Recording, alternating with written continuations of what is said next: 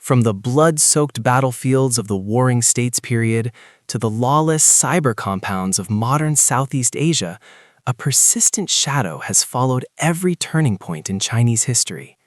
That shadow is gambling. It has morphed from an imperial pastime to a state revenue source, and even into a laundry machine for bribes that sold out the nation.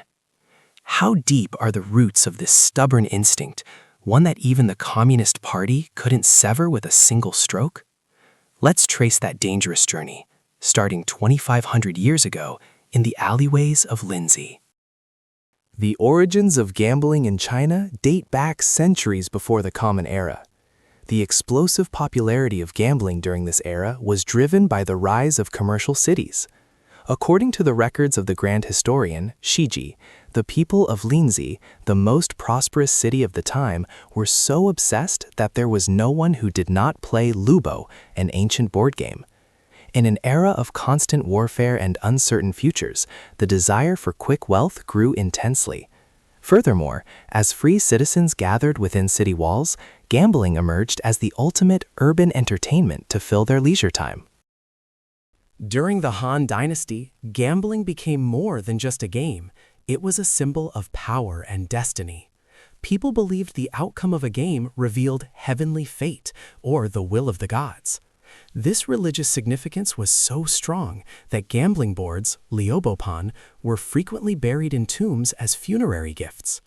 The Han emperors and aristocrats were also avid players. In one infamous incident, a dispute over a liubo game led the crown prince to strike and kill the son of the Prince of Wu with the game board. This event eventually became a catalyst for the rebellion of the 7 states, proving that gambling was a high-stakes arena for confirming power hierarchies. The most decisive factor in the mass appeal of gambling was the advancement of papermaking and printing. During the Tang Dynasty, Yezi, leaf game, the world's first card game, was born. Unlike older games requiring heavy wood or stone, paper cards were portable and cheap. Gambling suddenly became a commoner's hobby, played on every street corner. The Song Dynasty saw the lifting of curfews and the flourishing of nightlife. In famous paintings like Along the River during the Qingming Festival, gambling dens are visible in every market alley, fueled by the rapid circulation of currency and a public increasingly accustomed to cash betting. Historically, Chinese governments often chose to tolerate rather than suppress gambling for several strategic reasons. First, for rulers, gambling served as a political buffer. It was often easier to govern when the masses were obsessed with the luck of the table rather than focusing on politics or rebellion. In a rigid class society, gambling was the only psychological escape where the lower class could dream of hitting the jackpot. Rulers feared that banning it entirely might spark civil unrest. Second, the state viewed gambling as a lucrative revenue stream. During the Song and Yuan dynasties, the government permitted gambling in licensed dens or taverns to collect massive taxes. When the treasury was depleted by war or massive public works, gambling provided the fastest and easiest way to secure funds. It was, in essence, a state-run revenue business. Third, the ethical yardstick was different back then. Ancient people viewed gambling similarly to Go or chess, as a clash of intellect or a test of luck. Unless it led to total financial ruin, there was little social consensus to label it a crime. Before the establishment of modern police power, gambling within a family or village was dismissed as a private custom beyond state interference. Fourth, prohibitions did exist, but their purposes were strictly practical. Temporary bans were enacted during farming seasons to ensure labor, or in the military when gambling disrupted discipline.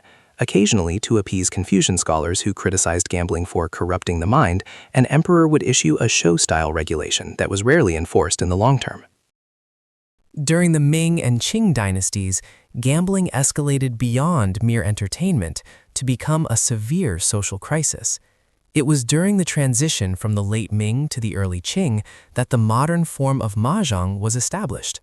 Mahjong eventually permeated every fiber of Chinese life, regardless of age or gender. The definitive symbol of gambling in the Ming Dynasty was undoubtedly madiao. These paper cards, the direct ancestor of modern mahjong, dominated society from the mid-Ming period onward. Initially a pastime for scholars and the wealthy elite, it gradually drew in lower-level officials, merchants, and even peasants and servants. Contemporary records state that scholars gripped cards instead of scriptures, and officials stayed up all night, neglecting their public duties. The late Ming scholar Feng Menglong even went so far as to write a book codifying the rules and strategies of Madiao. The Ming dynasty saw extreme development in the commodity economy, particularly in the Jiangnan region. As a silver-based currency system took root, money began to circulate rapidly, much of which flowed into the entertainment and gambling sectors. Merchants, who possessed vast wealth but faced social status restrictions, used gambling as a stage to flaunt their riches through massive bets. This, in turn, instilled a hollow hope in the lower classes that life reversal was possible through gambling. The Ming era was a time of immense power for eunuchs and rampant political corruption. During this period, gambling morphed into the safest method for laundering bribes. A lower official would play with a superior or a powerful eunuch and intentionally lose vast sums of money. This was far harder to detect than a direct envelope of cash and served as an essential course for personnel solicitation, as it fostered a sense of camaraderie through shared play. Even some emperors were more absorbed in personal pleasure than state affairs, and it was commonplace for eunuchs and court ladies to hold gambling sessions within the palace walls. As addiction deepened, Ming society began to struggle. Beyond card games, betting on animals like dogfights and cockfights became rampant. Instances of people betting their entire fortunes skyrocketed, leading to the collapse of families. In desperate attempts to repay debts, many sold their children into slavery or joined criminal gangs, vagrant groups. The phrase, "There are no parents or children at the gambling table," became popular, signaling the total collapse of Confucian values like filial piety and propriety in the face of greed. The founding emperor of the Ming, Zhu Yuanzhang, defined gambling as a devilish act that shook the discipline of the state and implemented terrifying laws. Those caught gambling were subjected to extreme punishments, such as having their wrists severed or the fingers that held the gambling tools chopped off. Any official caught gambling was immediately stripped of his title and banned from public office for life. To create a system of mutual surveillance, house owners who hosted games and neighbors who failed to report them were punished alongside the gamblers. In the early Ming, specialized detention centers were operated specifically to isolate gamblers. Zhu Yuanzhang built a pavilion in Nanjing, the capital at the time, called Shaoyaolo, the Pavilion of Leisure. Those addicted to gambling were locked inside to starve to death or were permanently quarantined. It was a mocking punishment, suggesting that since they wanted to enjoy life, xiaoyao, through gambling, they could enjoy it to the end inside the tower. However, as the economy developed and silver became more common, the government's fierce blade began to dull. The strict corporal punishments were gradually replaced by fines or bribes. Wealthy merchants could simply pay backdoor money to get released even if they were caught. The very guards, constables, and local officials meant to crack down on gambling instead turned into protectors of the dens, becoming business partners who received regular tribute payments from gambling house operators. Why did Zhu Yuanzhang's fierce blade eventually lose its edge? The Ming government's defeat in the war against gambling can be summarized by 3 decisive reasons. First, the hands that were supposed to crack down were already holding cards. The officials responsible for enforcing the law had themselves become addicted to ma diao.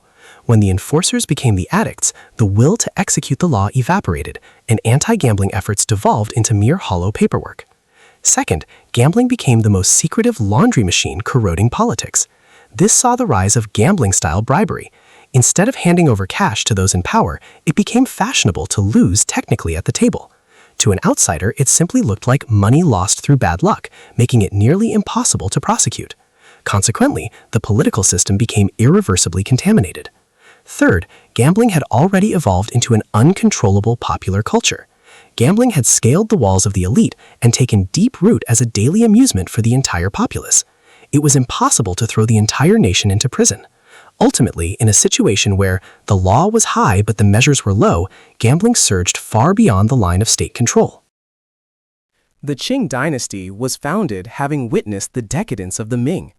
Consequently, it imposed the most systematic and severe legal regulations on gambling in the history of Chinese dynasties. Paradoxically, however, by the late Qing period, gambling met its worst possible partner, opium, which became the decisive fuse that led the nation to its ruin. During the early Qing, the reigns of Kangxi, Yongzheng, and Qianlong, the chaotic gambling trends of the late Ming were noticeably suppressed and appeared to have significantly diminished on the surface. This was not simply due to the fear of the law, but rather because of the sophisticated and structural pressure exerted by the early Qing government. Let's analyze the three specific reasons for this. The Qing was a structure where a minority Manchu population ruled over a majority Han population. The Qing emperors had to emphasize that they were moral leaders who had come to purge the deep-seated vices of the Ming, such as corruption, gambling, and early forms of opium. They viewed the possibility of the elite Manchu Eight Banners losing their combat effectiveness due to gambling as a crisis of national survival. Therefore, gambling within the military was so strictly forbidden that it was punishable by death upon discovery. The reign of Emperor Yongzheng, in particular, was a dark age for gamblers. Yongzheng planted spies throughout the country to report on the private lives of officials. If a report reached him that the sound of mahjong was heard at so-and-so's house yesterday, that official lost his position that very day. By implementing a strict system of collective responsibility, where a superior was punished if they overlooked a subordinate's gambling, the perception spread among bureaucrats that gambling was a path to mutual destruction. Paradoxically, the early Qing was a prosperous era known as the High Qing, the zenith of Kangxi and Qianlong. As the population surged and agricultural productivity increased significantly, an environment was created where people could make a living without desperately clinging to dangerous gambling. As the government strongly pushed a Neo-Confucian social order, a powerful social stigma was attached to gambling as the behavior of the uneducated and lowly. However, gambling had diminished, not disappeared. During this period, gambling was not eradicated but rather became underground. While public gambling dens vanished, games were held secretly in the back rooms of wealthy merchants' mansions or on boats, maritime gambling. Some secret societies began to gather under the pretext of proselytizing, using gambling to raise organizational funds. These were the seeds of the criminal organizations that would explode during the chaos of the late Qing. Despite the government's powerful crackdowns, gambling techniques became more sophisticated and enticing. Let's take a deeper look at the completion of mahjong, the decisive factor that turned gambling from a simple game into an unbreakable, highly addictive culture, and the process of collusion with local officials during the mid-Qing. In the mid-Qing, 18th to 19th centuries, the evolution of Madiao paper cards into the hard tiles made of bone or bamboo we know today as mahjong was a monumental event in the history of gambling. While paper cards were merely tools for checking numbers, mahjong tiles provided a unique clacking sound when shuffled and a distinct tactile pleasure when read with the fingertips. This sensory enjoyment stimulated the brain's reward system even more intensely. Furthermore, the game moved beyond mere luck to include strategic elements, such as reading an opponent's hand and constructing one's own. This provided the intellectual class, the literati, with a justification for self-rationalization. This is not low-class gambling, but a high-level game of intelligence. Additionally, mahjong became an essential social skill among upper-class wives confined to their homes and among courtesans. As a result, gambling was no longer a male-only domain, but a daily routine that infiltrated the interior of the household. While the central government, the emperor, issued strict prohibitions, officials on the ground saw this as an opportunity for profit. Gambling house operators paid regular bribes to constables and lower-level officials of local offices to avoid crackdowns. This was known as guibi, customary fees, which eventually became solidified as a form of unofficial tax with the office's tacit approval. When an auditor was sent from the central government, local officials would tip off the gambling dens in advance to close their doors or stage an arrest of a few fake gamblers to pad their performance records. In fact, the local offices or the private residences of officials often became the safest gambling dens. Based on the logic that the most dangerous place is the safest, those meant to enforce the law became the masters of the gambling tables. The trend of gambling during this period created a crack in Chinese values. An atmosphere was formed where people sought a jackpot at the gambling table rather than earning money through farming or trade. The collapse of the rural economy after the mid-Qing was due not only to excessive taxation, but also to the gambling addiction of the productive population. Indebted gamblers fell into organ trafficking, human trafficking, or joined violent organizations, the predecessors of the triads, causing public safety to deteriorate rapidly. The gambling muscles built through mahjong and the corrupt official system acted as a highway for opium when it entered the country in the late Qing. A synergy of evil emerged. Opium was sold in gambling dens, and gambling took place in opium dens. After the reign of Emperor Dao Guang in the late Qing, the strictness of the early dynasty vanished. Gambling became a monstrous, inseparable package known as yandu, smoke and gamble. Yandu refers to the fatal combination of opium, smoke, and gambling that rotted the foundations of 19th century Chinese society. It wasn't just two bad habits coexisting, it was a vicious cycle where each addiction fueled the other. Gambling house operators used sophisticated designs to attract customers and keep them as long as possible. Upon entering, high-grade opium was often provided for free or at a low price. The hazy euphoria of opium clouded rational judgment and numbed the fear or guilt felt when losing money. Opium also made the body lethargic, discouraging players from leaving. Gamblers would alternate between the gambling table and opium beds for days and nights. Since opium temporarily masks hunger and fatigue, it acted as a poisoned energy that pushed players to keep betting beyond their physical limits. Those caught in the yandu cycle rapidly lost their assets and spiraled into crime. Loan sharks were always stationed in a corner of the gambling den. Gamblers intoxicated by opium and filled with the groundless confidence that the next round is a win would put up their homes, land, and even wives and children as collateral. While losing money at the table, they simultaneously had to keep buying opium to ward off withdrawal symptoms, a bankrupting structure of doubling expenses and zero income. Yandu dismantled the basic units of Chinese society, the family and the village community. Addicts would squander their parents' funeral funds or their children's dowries, acts considered the ultimate sins in a Confucian society, yet powerless against addiction. As heads of households became incapacitated, there was no one left to farm the land, leading to nationwide famine and economic stagnation. Most severe was the infection of the soldiers meant to defend the nation. During the Opium Wars, many Qing soldiers facing the British were opium addicts who ran gambling games even in the military camps. Taunts arose that they held opium pipes instead of spears and mahjong tiles instead of strategies. Because officials collected massive taxes or bribes from these yandu facilities, the state fell into a self-contradiction, unable to ban the very things destroying the country. Following the Opium Wars, Western powers established concessions in cities like Shanghai. While the Qing government strictly banned gambling, these areas followed Western laws or the rules of concession committees. Foreign entrepreneurs used this to build large-scale modern casinos.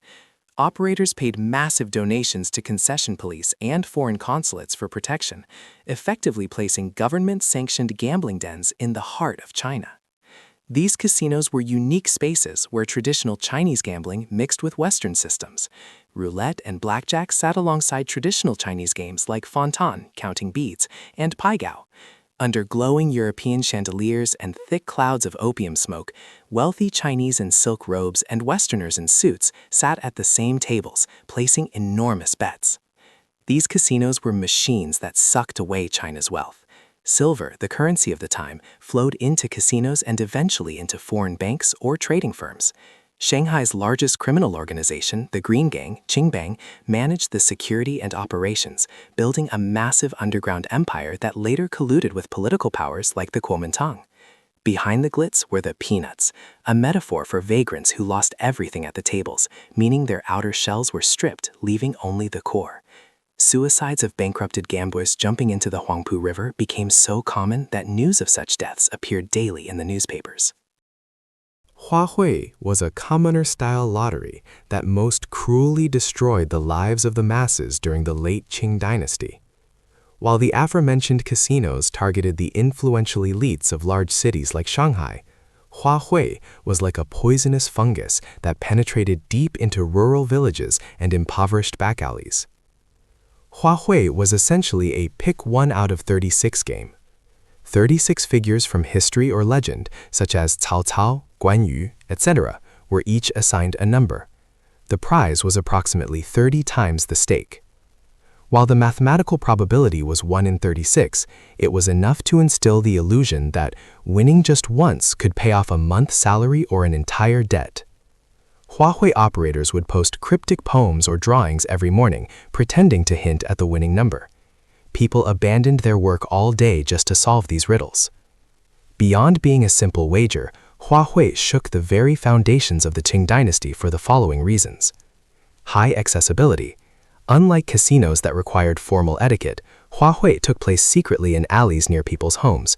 Consequently, housewives, maids, and poor farmers who had difficulty entering formal gambling dens became addicted in massive numbers. It became a daily occurrence for people to sell their livelihoods, such as rice or livestock, to pour money into Huahui. Loss of labor ethics. Rather than working hard, people clung to dream interpretations or divination to guess the winning Huahui number. As superstitions like, "I dreamed of a tiger last night, so it must be number X," took over, the overall productivity of society plummeted. Links to crime. Since Huahui was not state-sanctioned, it was operated by massive criminal organizations, such as the triads. They often refused to pay out winnings or turned those who lost money into debt slaves through high-interest loans. The Huahui scene effectively became a breeding ground for criminals. Government paralysis. Operators spread bribes at the village level to avoid crackdowns. From local constables to the district magistrates, everyone was on the Huahui operators' payroll. As a result, the state remained a silent bystander even as victims multiplied. Records from the time vividly depict neighborhoods ruined by Huahui. The crowing of roosters has ceased in the village, sold to gamble, and no smoke rises from the stoves of the houses. Husbands are locked in prison, and wives are cast out onto the streets, all because of Huahui. Ultimately, Huahui destroyed the final stronghold of the people, the home. If opium ravaged the physical body, Huahui ground the last hopes of the poor into stakes for the gambling table. In this way, the triple threat of casinos, the decadence of the upper class, opium, physical destruction, and Huahui, the ruin of the commoner's economy, completely dismantled the Qing dynasty. The corruption of the bureaucratic organization reached its completion at the gambling table. For Qing bureaucrats of the time, gambling was the perfect laundry machine for exchanging bribes. When a lower-level official played mahjong with a superior or a person of influence, he would play terribly on purpose to lose massive sums. This was harder to detect than a direct envelope of cash and offered the added bonus of creating a tight emotional bond from having enjoyed the night together. The local magistrates, prefects, or police chiefs who were supposed to crack down on gambling dens became the secret backers, shareholders, of the establishments. They leaked information before raids and took a fixed percentage of the income as protection money.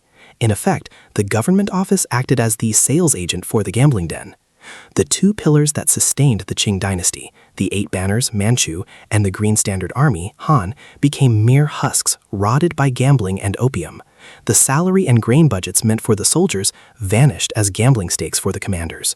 Starving soldiers sold their weapons to join gambling games or resorted to looting civilian homes. During the Taiping Rebellion, the largest uprising of the mid-19th century, Qing regular forces were frequently wiped out after being caught playing mahjong instead of fighting.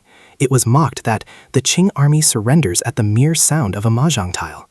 Even international diplomacy was swayed by the interests of the gambling table. Corrupt officials sold off key national interests, such as mining rights or railway concessions, to Western powers at bargain prices to pay off their personal gambling dens. In the strategic hubs of the gambling dens, intoxicated officials leaked state secrets, which became powerful weapons to pressure the Qing government. Addiction filled a mental world of bureaucrats with opportunism. Even when national disasters like floods or drought struck, they hid at the gambling table, muttering that it was just bad luck, rather than formulating practical solutions. A distorted personnel structure took root where those who played well at the table were promoted over talented individuals. With the Communist Party taking power in 1949, the history of gambling in China literally came to a halt. The Communist Party defined gambling, along with prostitution and opium, as the 3 great vices. Gambling den operators were either executed or sent to labor reform camps, and even casual gamblers faced public criticism. During this period, official gambling virtually vanished from mainland China. As the reform and opening up policy brought economic surplus, the gambling instinct, suppressed for 30 years, began to stir once again. The government started to tolerate small-stake mahjong during holidays or within households, labeling it a folk custom. However, this soon became a gateway for stakes to grow and for homes to transform into illegal gambling dens. As mammonism, the worship of wealth, spread and money became the ultimate value, a whirlwind of jackpot-seeking gambling began to blow once more. Following the handover of Macau in 1999, the Chinese government designated Macau as the only legal casino zone, attempting to absorb and control the mainland's demand for gambling. However, as cases surfaced of corrupt officials receiving bribes in Macau's VIP rooms or squandering national treasuries, the Xi Jinping administration established the formula that a gambling official is a corrupt official and has since applied a policy of zero tolerance.